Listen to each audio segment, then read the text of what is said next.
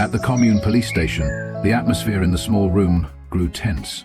Two officers sat across from Tu Diep, their expressions stern. In front of them, the young woman, her faded headscarf wrapped tightly around her head, tried to explain herself. Her voice trembled, but determination shone through. "I swear, I didn't take the land title. I would never do such a thing." Tu Diep's voice wavered, her eyes red with unshed tears. The older officer, seemingly the team leader, folded his arms and studied her closely. He tapped his fingers on the wooden table, his voice calm but firm. "Without evidence, your words alone cannot prove your innocence. If you fail to provide clear proof soon, we will proceed with legal actions according to the law." Tu Diep froze. A tight knot formed in her chest, making each breath feel heavy. She couldn't believe this was happening. First being thrown out of her own home, and now being accused of a crime she didn't commit. Her eyes filled with tears, but she bit her lip, refusing to break down in front of them. No one believed her, not a single person. Stepping out of the police station, the cold wind lashed against her face. She pulled her scarf tighter around her, trying to keep warm, but the chill in her heart was far worse than the night air. The road ahead stretched long and desolate. Every step felt heavy, burdened by the injustice weighing down on her shoulders. Meanwhile, back at the wooden house where she once lived, the tension was just as thick. Beme stood with her arms crossed, her voice sharp with anger. There's no one else it could be. She was thrown out right before the land title disappeared. If it wasn't her, then who? Ong Chu sat nearby, his face unreadable, silent. Pao, slumped against the wall, was too drunk to care. His head lolled as he took another swig of alcohol, the stench of liquor filling the air. Ba Mei glared at her son, frustration boiling over. "You're just going to sit there drinking? Get up, go find that girl, drag her back and make her tell the truth." Pao groggily pushed himself off the floor, staggering toward the door, his steps unsteady. He didn't even know where to start looking. He just wandered down the dark road, mumbling nonsense under his breath. Meanwhile, Tu Diep walked aimlessly, her thoughts tangled in despair. Shame burned deep inside her, not just because of the false accusation, but because her own husband and his family had turned their backs on her, thrown her out without hesitation. What was left for her now? Where would she go? What kind of future awaited her? The weight of it all crushed her, and before she could stop herself, sobs racked her body. She stood there in the middle of the lonely road, crying into the empty night.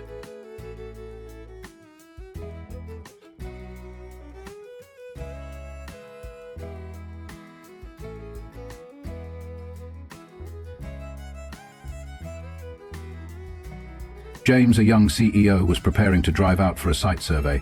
The sun had just risen, casting soft golden light through the trees, signaling the start of a new day.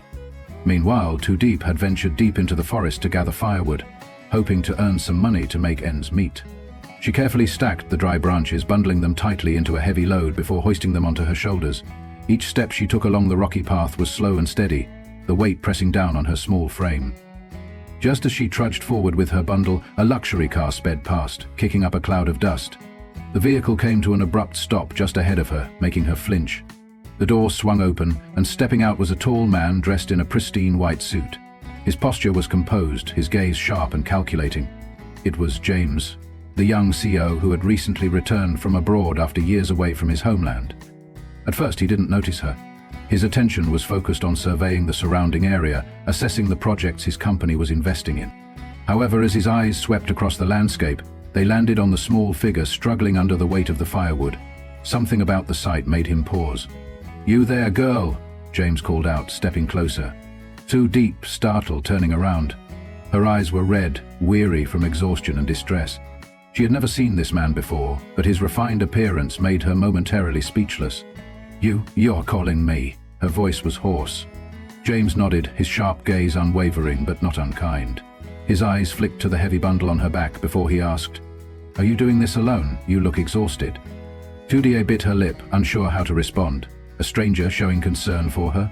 It was an unfamiliar experience for someone like her, someone who had always been cast aside and ignored. James exhaled lightly, sensing her struggle. He didn't know who she was, but it was clear she had been through something harsh. After a brief moment of thought, he pulled out a banknote and held it out to her. "Take this. Consider it a small gesture of help." Tu Diep's eyes widened and she instinctively stepped back. "I can't take your money. I'm not a beggar." James raised an eyebrow, surprised by her reaction. He studied her closely, seeing both resilience and pain in her expression. Then, in a softer tone, he said, "I don't think you are, but sometimes we all need a little help."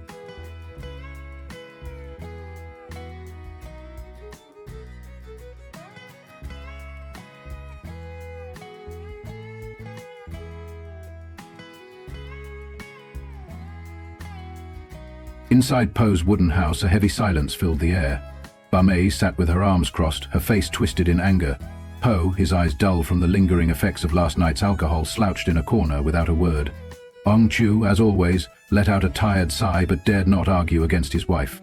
"I told you, it has to be that girl Diep. Who else could it be?" Ba Mei slammed her hand against the table, her voice sharp with certainty. Ong Chu frowned, hesitating before speaking. "But there's no proof. What if she's innocent?" "Innocent? If it wasn't her, then who else?" Ba Mei spat, her tone laced with bitterness. "Tomorrow morning, Pao and I are going to find her. She has to return what she stole." Pao didn't bother arguing. He gave a half-hearted nod before staggering to his room, uninterested in the conversation. That night, darkness swallowed the house, but miles away, Tu Diep sat curled in solitude, tears streaming down her face. At dawn, just as the first rays of sunlight touched the earth, Ba Mei and Pao stormed toward the small hut where Tu Diep had been staying. She was crouched beside a small fire, trying to prepare a modest breakfast from the few scraps of food she had left, but the sound of hurried footsteps made her stiffen. "Thief, come out right now!" Ba Mei's shrill voice cut through the air, startling the birds from the trees. Tu Diep jumped to her feet, her heart hammering in her chest. Before she could react, Ba Mei lunged forward, seizing her wrist in a vice grip. "Did you really think you could hide here forever? Hand over the land title now, or don't blame me for what happens next." I didn't take it. I swear, I didn't take anything." Tu Diep struggled, her voice trembling with fear and injustice. Powell stood by, arms crossed, watching her with cold indifference. "Still lying? You think we're stupid?" Before she could plead her case, Ba Mei wrenched her arm away and barged into the hut. A crash rang out as wooden furniture splintered beneath their fury. What little Tu Diep owned was thrown to the floor, trampled beneath their feet. Even her small fire was snuffed out under their reckless destruction. Tu Diep stood frozen, watching helplessly as her tiny refuge was torn apart. Tears welled in her eyes, not just from pain, but from sheer, suffocating despair. Only when their anger had burned itself out did Ba Mei brush the dust from her hands, throwing one last contemptuous glance her way. "If you don't return what you stole, don't expect to live in peace."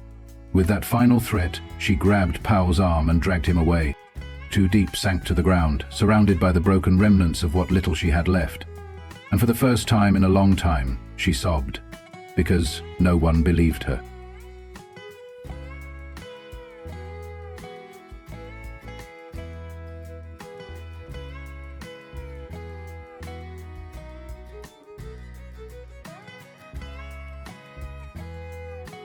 James sat quietly on the luxurious sofa in his room, his gaze lost in the distance. Tu Diep's story had been replaying in his mind all evening. He had witnessed many injustices in life, but something about this girl made it impossible for him to turn away. The image of Tu Diep, her eyes red with frustration and sorrow as she spoke of being falsely accused, lingered in his thoughts. She was small, frail even, yet her eyes held an undeniable strength. If she were truly a thief, why did she carry such deep anguish? He stood up and stepped into the bathroom, letting the cool water cascade over his shoulders, but even then his thoughts refused to fade. Running a hand over his face, he let out a heavy sigh. He was not one to meddle in others' affairs, but this time he knew he couldn't stay indifferent. Emerging from the bathroom, he quickly dressed in his tailored suit, grabbed his phone and dialed a few numbers. People who could help him uncover the truth. "I need a meeting, immediately." His voice was low and firm. Less than an hour later, James arrived at an outdoor cafe, where 3 of his most trusted associates were already waiting. Each of them wielded influence in different areas. One was a businessman, another specialized in land transactions, and the third had deep knowledge of underhanded dealings in the region. "What's the emergency?" one of them, a man dressed in black with an air of mystery, asked. James leaned forward, his expression serious. "I need you all to investigate a missing land title. I have reason to believe the wrong person is being blamed, and I want to find the real culprit." The man opposite him took a drag from his cigarette, his brows furrowing. "A land title? If it involves shady real estate dealings, I might be able to trace it. The conversation stretched on for over an hour. Reliable sources were contacted, networks were activated, and soon a name surfaced. Linda, Powell's mistress. She was recently involved in a suspicious transaction, trying to sell a plot of land without proper documentation. James tapped his fingers against the table, his gaze turning ice cold. Just as I suspected, Linda is the one who stole the land title. Without wasting a moment, he contacted the authorities and coordinated the operation to apprehend her. Meanwhile, at Linda's house, she sat comfortably, counting the stacks of money she had earned from the fraudulent sale, oblivious to the fate that awaited her. Then, without warning, the police burst through the door. Before she could react, cold metal cuffs snapped around her wrists.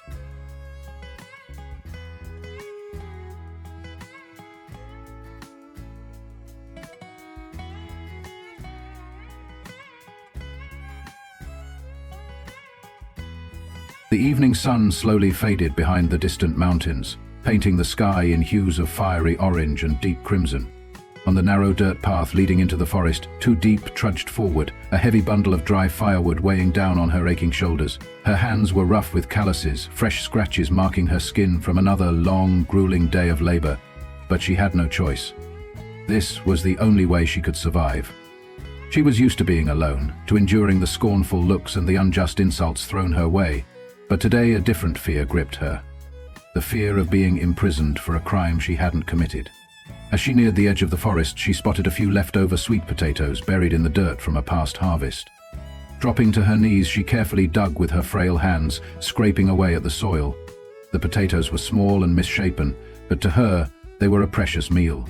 Nightfall came swiftly. Walking alongside a narrow stream, she let the cold water lap against her feet, sending shivers up her spine. The dirt road was uneven, her steps heavy with exhaustion, but she kept moving, one step at a time. Stopping meant surrendering, and she couldn't afford to give in to despair. By the time she reached her small hut at the forest's edge, the fragile structure looked even more battered than it had that morning. A sigh escaped her lips. She set down the bundle of firewood, crouched down, and started a small fire. The flames flickered to life, casting a dim glow on her weary face. She placed the sweet potatoes into the embers, watching as their skins blackened and blistered. The only sounds around her were the soft crackling of burning wood and the distant hum of insects filling the night. The world was silent, but her heart was anything but at peace. Lifting one of the roasted potatoes, she blew on it gently before taking a small bite. The warm, earthy sweetness mixed with a faint bitterness on her tongue. And suddenly, her vision blurred. Tears spilled down her cheeks, unbidden, uncontrollable.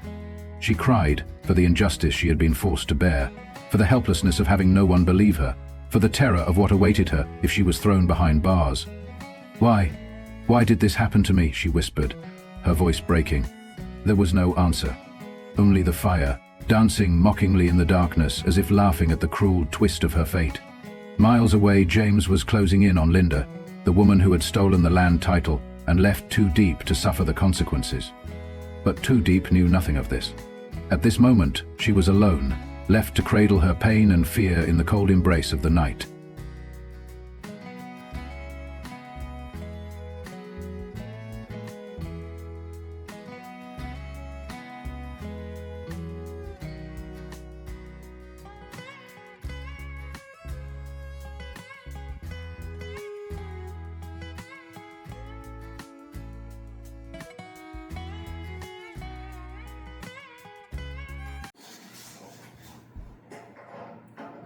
Diệp nhận ra mình yêu Seo Yang, nhưng liệu họ có còn cơ hội yêu nhau không? Dưới bầu trời xám xịt của một buổi sáng mùa đông, vùng nông thôn Việt Nam chìm trong cái lạnh buốt thấu xương. Những cơn gió heo mây thổi qua cánh đồng mang theo hơi thở của đất trời, và tất cả những nỗi niềm chưa thể nói thành lời của Tử Diệp. Sau ngày cô từ chối tình cảm của Jam, người đàn ông đã kéo cô ra khỏi bóng tối quá khứ. Trái tim cô rơi vào những khoảng trống không tên, nhưng khi ánh sáng ban mai đều nhẹ đổ xuống, một sự thật dần hé lộ trong cô. Cô yêu anh dù nỗi tự ti vẫn như một sợi dây vô hình trói chặt cô lại. Liệu tình yêu ấy có đủ sức vượt qua những rào cản của số phận, hay chỉ là một giấc mơ ngắn ngủi tan biến giữa thực tại khắc nghiệt? Hành trình trong tập này sẽ mang đến câu trả lời đầy bất ngờ và dây dứt. Buổi sáng tại trang trại nhỏ, Diệp thức dậy sớm hơn thường lệ. Cô đứng bên khung cửa sổ cũ kỹ,